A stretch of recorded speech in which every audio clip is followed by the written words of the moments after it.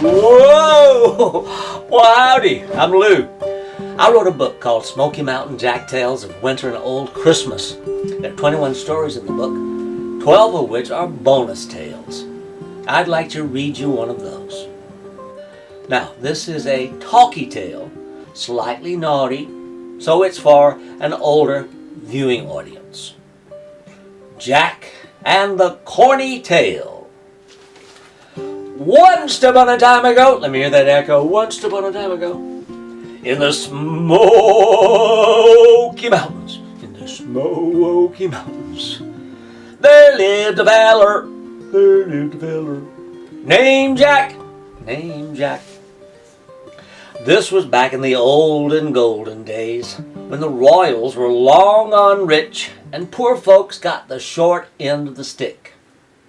For Jack, the long and short of it was this: he was short on gold, but sevenfold long on smart. So when he heard that the king would reward the feller who could tell of the longest tale, Jack could smell a way to get the gold. The King K and the Queen Q were basically bored. The Princess P was bored out of her gourd. You know how teens who have everything are. Thus, to keep from being bored, the king announced the contest to find the man who could tell the longest tale, because he himself loved stories. The queen and the princess also looked forward to the fresh male tales for entertainment. The winner tale spinner was to get a sack of gold and to wed and bed Princess Penelope, the dimpled darling. So the royal family, especially the princess, hoped to find some prince with a talented tongue who would always be around for their royal entertainment. It was a well-laid plan until the mouse and our man Jack. It was weeks after the contest started, and just about all the hopey-dopey fellers in the holy-moly Smokies had tried to tell the longest tale. Some told old tales, and some told bold tales. Some told tall tales, some Andrew's bald tales. Some told jokey tales, some told low-key, folky tales, though not one story was long nor grand. But since the K, the Q, and the P had short attention spans, they were not bored. Then Jack showed up to give it a try. He took off his old hat, bowed low, and said, "Your Highnesses, I'm sorry it took me so long to get here, but I have just seen something I would not have believed if I had not seen it with my own two eyes." The royal heirs were all ears. "I was out walking by your big tall corn silo, you know, the round sherry-tun silo, standing stout up on the hill."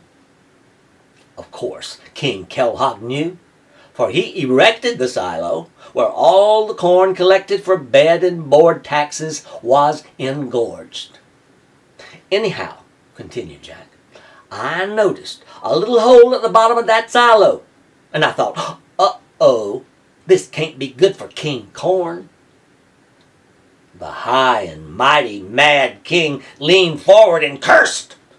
This concerned the royal purse. He wasn't bored at all. What happened next? Jack went on. "King, you can be sure I kept my eye on that hole, when lo and behold, a little gray mouse showed up and saw the hole too. In fact, I think it was that little gray mouse that gnawed that little hole in that big silo." The curious queen, who sat fat, leaned forward. "How dare that little mouse?" The K and the Q asked, "What happened next?" "Next, that little gray mouse took one of the kernels of corn. Shucks, just stole the thing in broad daylight, and away he zipped. Anyhow, I think he was taking it back to his little mouse house to store it for winter. That's what I thought at first. From the very first, the princess thought Jack was good looking in a fixer-upper sort of way. She wasn't bored in the least looking him over, top to toe. She leaned her ample charms forward for a better gander, his and hers. She nearly tipped as she dipped. The exuberant triumvirate pleaded. What happened next? Don't get in a royal flush, said Jack, says he.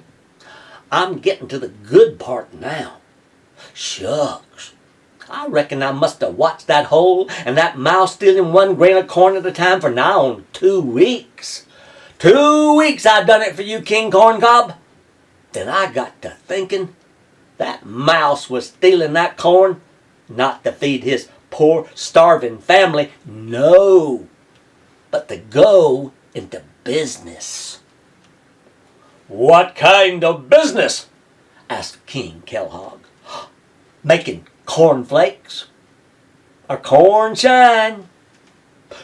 This news was taxing to the king. That dirty rat eating into my revenues. The king and queen were hanging onto every word that Jack said, and the princess was just hanging. Melons!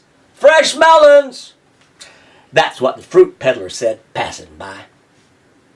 The royal trio, eager to know what happened next, were not bored in the least. As Jack came to his piece de resistance, after a deep breath, he spoke, bereft of constraint.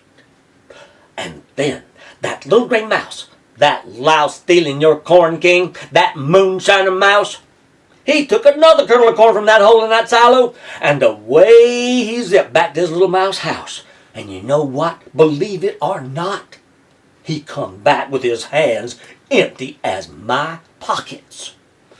Then that little gray mouse took another kernel of corn from that hole in that silo, and away he zipped back to his little mouse house. And you know what? Believe it or not, he come back with his hands empty as my pockets. Then that little gray mouse took another kernel of corn from that hole in that silo, and away he zipped back to his little mouse house. And you know what? Believe it or not, he come back with his hands empty as my pockets. And then that little gray mouse took another kernel of corn. The princess was young, so she got bored first, even if Jack was cooking good looking. She zoned out and started texting the stable boy for a ride as Jack galloped on. And then that little gray mouse, the same one I've been telling you about, he took another kernel of corn from that hole in that silo, and away he zipped back to his little mouse house. And you know what? Believe it or not, he come back with his hands empty as my pockets. And then that little gray mouse took another kernel of corn. By this time, Queen Bee, Bored was her middle name, was squirming on her throne. Hemorrhoids, royal pain. Also, she was reliving the saddle sores from her last ride with a troubadour. She blushed crimson. She should have. I'm blushing thinking about it.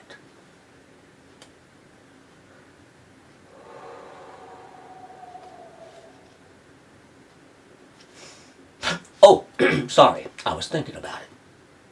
Back to Jack on a holy roll. Then that little gray mouse took another kernel of corn from that hole in that silo, and away he zipped back to his little mouse house. And you know what? Believe it or not, he come back with his hands empty as my pockets. Are you getting this, Your Highness? What the king was getting so bored, he snored. Jack woke him up. King, sir, you don't want to miss this part. Shucks, no. Ain't you sitting on the edge of your throne, dying to know? But don't you worry none. I'm a-gonna tell you every kernel of corn you missed. And then that little gray mouse, I named him Zippy because he was so trippy, he took another kernel of corn from that hole in that silo, and away he zipped back to his little mouse house. And you know what, believe it or not, it just gripes my grits to tell you this. He come back with his hands empty as my pockets. And then that little gray mouse, stop! The king threw up his hands. Cease and desist, Jack. How long does this story go on? Oh, said Jack, as long as it takes to empty the corn seeds out in that Sherryton silo. Like I said, I watched that hole and that mouse and that corn for about 2 weeks. And let me tell you, that mouse had not made a dent in the kernels of corn in that silo. Shucks, I can just imagine the adventure that's going to happen over the next 12 months. Stay tuned, folks, for the next exciting episode of Corn Cereal. And King, I'm going to tell you every move that mouse makes, bit by bit, trip by trip, kernel of corn by kernel of corn by Colonel Sanders. Shucks, yeah. Now, where was I? Oh, yes. And then that little gray mouse, the king shouted, please stop, Jack! That is the longest story that will never be told, I hope. You win the contest. Oh, shucks. Thank you, King. The queen, roused by her reverie, shouted, stop that never-ending story, Jack! You win the gold. Oh, shucks. Thank you, Queen. The princess shouted, shucks, Jack! Shut the shuck up and I'll marry you. So Jack had an okie-dokie, not too hokey, pre-karaoke wedding to the Princess Penelope. And Jack, his pockets no longer being empty, this is how his long and short tale concludes. Of the well-endowed Jack, it is told. His short was story. His long was gold. Jack and the Corny Tale. Hope you enjoyed that story from Smoky Mountain Jack Tales of Winter and Old Christmas. Stick around for more.